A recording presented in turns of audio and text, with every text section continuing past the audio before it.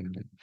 And regarding the Charlie Kirk case, I mean, like, I find it weird why Charlie Kirk is still being talked about until today. I mean, like, I wasn't expecting the his case to be talked about until 3 months later, largely thanks to Candace Owens.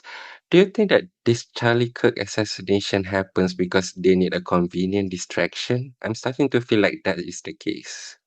I would not call it a convenient distraction. If you go back in history, any significant national figure that made headway into bringing um, parts of America together. You can look at MLK. MLK was about all colors, not just blacks. He wanted everybody to get along. He's assassinated. Fred Hampton lived in Chicago. He created a thing called the Rainbow Coalition. And he had what poor whites, poor blacks, and poor Hispanics in a coalition. He was murdered in his bed. Anybody that gets all of us, regardless of race, together collectively is a threat to them. They they are able to manage us by division.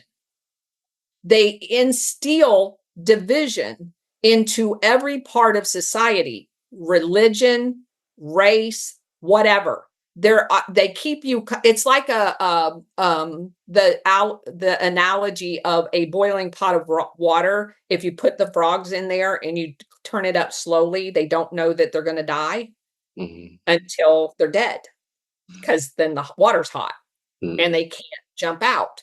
And so that's what they do to us. They turn up that heat slowly, slowly by division. Let's divide them by race. Let's divide them by religion.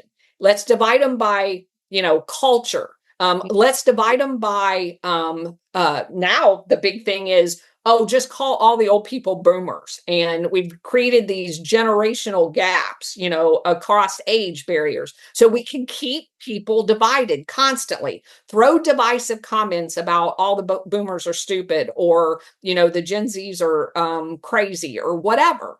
Um, Divide us by sex. And then do this screwball thing over here where there's completely sexless people, by cutting off body parts. That's what they do.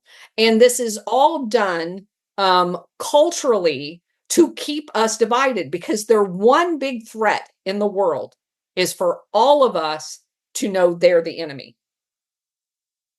Got it. And Kirk was a master of gathering people, regardless of race, religion, or anything, collectively together and imparting true information to them. He was viewed as a threat. Mhm.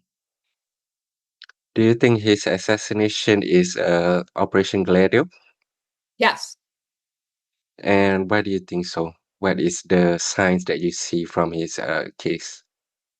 Well, there's, for example, what I just explained Mm. about his threat to them, of coalescing people together and saying uncomfortable truths.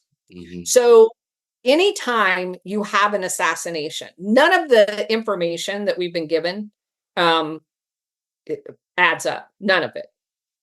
You cannot orchestrate an assassination um, that was orchestrated without other people being complicit.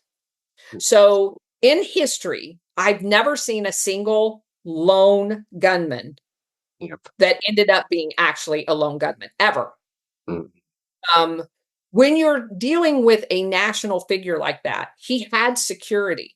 And then, just like at Brown University, oh, all the cameras are gone, or only this camera worked, or Mm. only that camera worked.